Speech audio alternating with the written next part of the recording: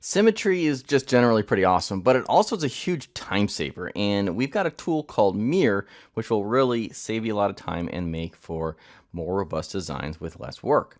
And we have the option to mirror individual sketches, but we can also mirror individual surfaces or bodies and stuff like that. So you can choose whether you want to mirror your product or your design in the sketch stage, or if once you've actually turned it into a 3D solid, if you'd like to mirror it there. And I generally recommend mirroring as a solid, but there's definitely sometimes you might want to do it in the sketch mode.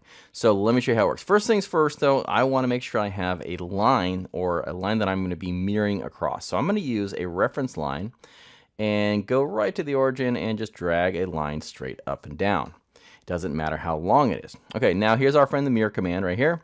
And before we get into that, though, I want to create a few things to mirror. So I'm going to grab myself a rectangle, throw it on there. How about a circle? Let's throw a circle right over here. How about a line? And that's a good start, right? So let's mirror those over. So just click on the mirror command. It's pretty straightforward. And I'm going to choose the mirror axis first. So I'm going to choose this line as my mirror axis, right? And then my figures to mirror, I want to say, hey, how about that line? And notice what happens is, as soon as I select it here, it takes over here, it mirrors it across that line, and you have an exact mirror copy over here. How about these lines here that make up the square? That works as well.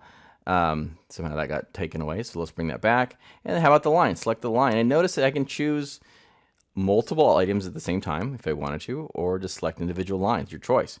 When you're happy, click OK, and now you've got a mirror. Now this is interactive, right? So if I grab a circle, I can move it around, right? It's always mirrored, so no matter what happens, it's going to mirror it across that line. And same thing with the line, right? That's going to be mirrored around, and the same thing with the shape of the rectangle gets mirrored around. Now, we don't have to stop there, though. Let's get a little bit more exciting. Let's go ahead and create another line. This time I'm going to put a line down here, and I'm just going to it's not going to be constrained at all. I'm just going to have this line sitting down here, and I can be able to move it around if I needed to. And let's go ahead and mirror things again. So grab the mirror command, and this time my axis, or my mirror axis here, is going to be that line. And my figures to mirror, I'm going to say, hey, how about that circle there and the one I already mirrored? How about these individual lines? And notice I'm just adding them one by one, and they're mirroring across that line. You can, of course, select them all at one time.